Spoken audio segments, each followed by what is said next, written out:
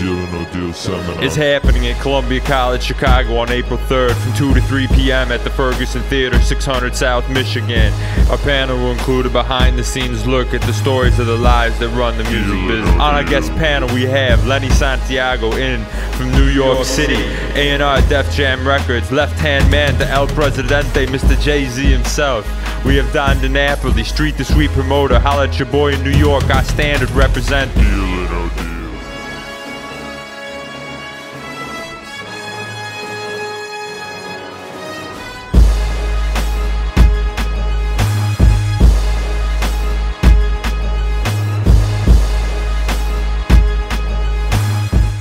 Some of the mentors that you guys had, or that you met along the way, and why do they stick out in your mind? What did they teach you?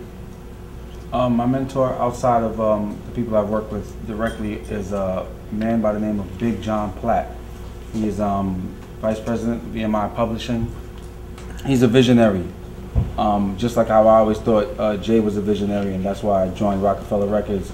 Big John is responsible for signing just about any urban artist that you could think of that's incredible, from Pharrell to Jermaine Dupri to Usher to Alicia Keys to Ludacris to Jay-Z. I can go on. I'm talking about all top-notch people that he saw early. He signed Jay to a publishing deal in '96.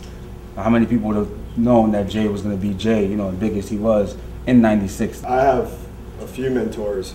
Chris Blackwell is one of my mentors. Chris Blackwell, you know, the same visionary, incredible business mogul, always an artist, you know, friend, which I think is very admirable, and an executive. Chris Blackwell, you know, obviously signed Bob Marley and U2 and The Jam and Paul Weller. Some of my favorite artists of all time. I've always been told to keep your eye on the prize. Currently I intern at 2 record labels, Atlantic and EMI, and I work under quite a few people, and I do their work, kind of. Has there been experiences with you guys where you've been doing other people's work, and do the big bosses notice that? Do they not notice that? No, I have a funny story. Coming up, I didn't get along too much with Dame Dash, so I was always, Jay and I were always close. So I would bring music in, or I'd be a new producer and new artist, and Dame would be like, oh, it's whack, get out of here, get that out of here. You know, I don't know if it's a spite or whatever. So my partner, Hip Hop, which was, he was like the first A&R Rockefeller Records. Him and I were very tight, very close. He now manages Kanye West and Lil Wayne. So anyway, Hip Hop, I would give the stuff to him, and he would love it. And then we strategized, and then the next week, I'd give the new producer to him, and he'd play it.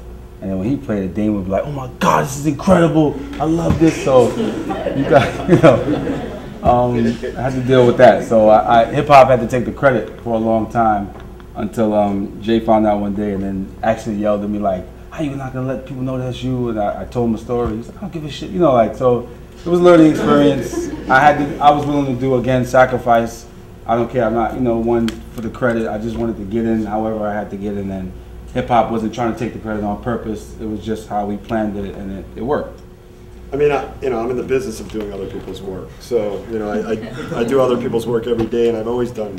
You know, I could tell countless stories of how my bosses or the executives of companies would say what I had told them, you know, hours, even minutes before certain meetings. But you know what? I took pride in that and didn't feel a scathe, but yet felt more like, wow, they must respect me if they're using my ideas or my opinions, whether they're giving me credit or not. At the end of the day, they know it in their own minds. I learned pretty early on, just from watching other people, if you try to snatch credit, especially from your bosses, before they have deemed it your time to get that credit, they will cut you loose so fast it will make your head spin. Because they want somebody that can be that they perceive to be a team player and somebody that makes them shine, and if you try to take any of that shine away from them, you'll be out of there. So. Honestly, you know, to echo on what he was just saying, I think it's a stronger sign of character when you are making the people around you look better than, you know, what they normally would be, and that goes with any industry, you know, any sport or anything. You know, the true superstars are the ones who make their team around them look great. How is like technology and new ideas help make your jobs easier or help develop new positions?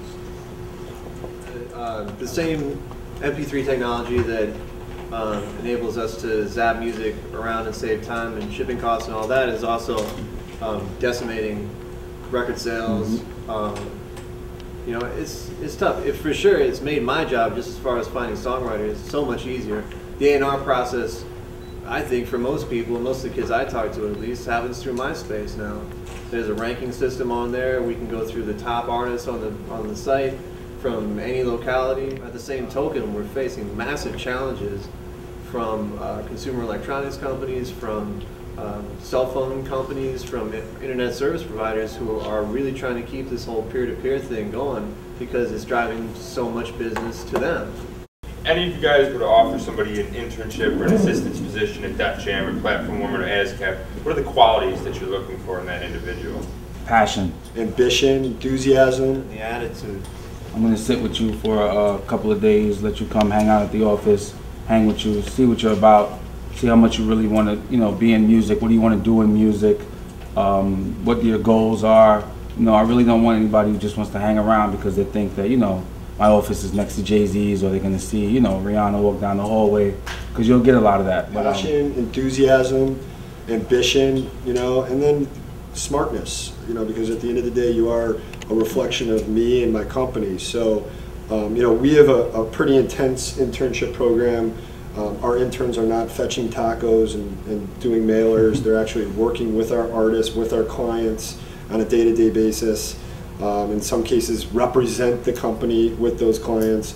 So it's important that they, you know, they're knowledgeable and they're sharp and you know, they're good listeners. But you know, first and foremost, you know, passion for music. The ambition and the attitude generally.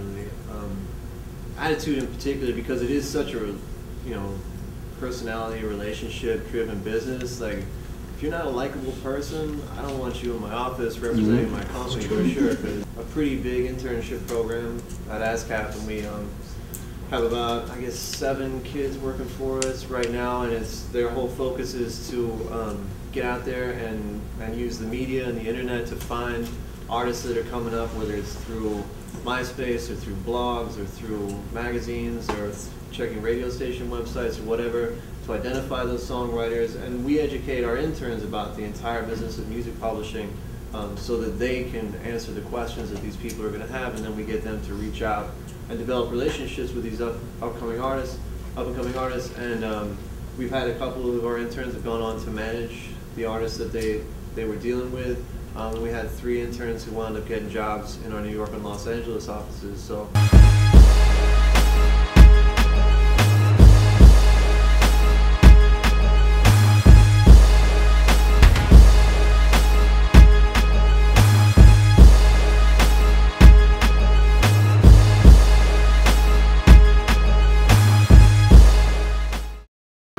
Take this, take that, and apply it to your life, deal or no deal. Take the story of King David, take that story and apply it to your life. You know, this is for the people that felt like they could never get a chance, or the people that felt like they were never heard or no one's listening to them. No, don't take that attitude. It's deal or no deal. Make yourself be heard.